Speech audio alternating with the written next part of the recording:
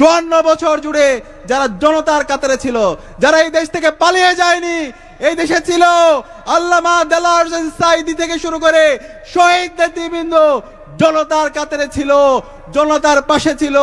এই ফ্যাসিস্টরা তাদেরকে আল্লামা দেলোয়ার হোসেন সাঈদী থেকে শুরু করে আমাদের জাতীয় নেতৃবৃন্দকে বিচারিক হত্যাকাণ্ডের মাধ্যমে তারা হত্যা করেছে।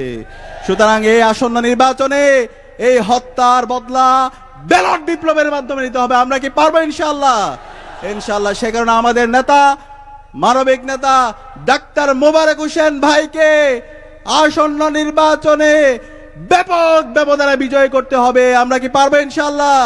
কারা কারা পারবেন একটু হাত তুলেন। ইনশাআল্লাহ। আমরা একসাথে বলছি, তারুণ্যের প্রথম ভোট দাঁড়িপাল্লার পক্ষে হোক, তারুণ্যের প্রথম ভোট ইনসাফের পক্ষে হোক, 11 দলীয় জোটের পক্ষে হোক, শাপলাকলির পক্ষে হোক। ইনশাআল্লাহ ইতিমধ্যে বাংলাদেশের তরুণরা এবং সর্বস্তরের মানুষরা মুখিয়ে আছে তারা ইনসাফের প্রতিনিধিদেরকে বাছাই করার জন্য। ইনশাআল্লাহ আগামীর যে বিপ্লব হবে সেই বিপ্লব হবে ইনসাফের বিপ্লব ইনশাআল্লাহ।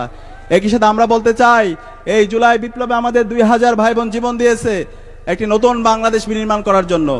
এই নতুন বাংলাদেশ বিনির্মাণের পথে আজকে বিভিন্ন ধরনের ফেসিবাদী চক্র তারা আবার ষড়যন্ত্র এবং চক্রান্ত করছে।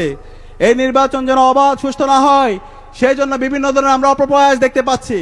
আমরা নির্বাচন কমিশনকে বলতে চাই, নির্বাচন কমিশনের দায়িত্ব হচ্ছে সকল রাজনৈতিক দলের জন্য, সকল প্রার্থীর জন্য লেভেল প্লেইং ফিল্ড তৈরি করা।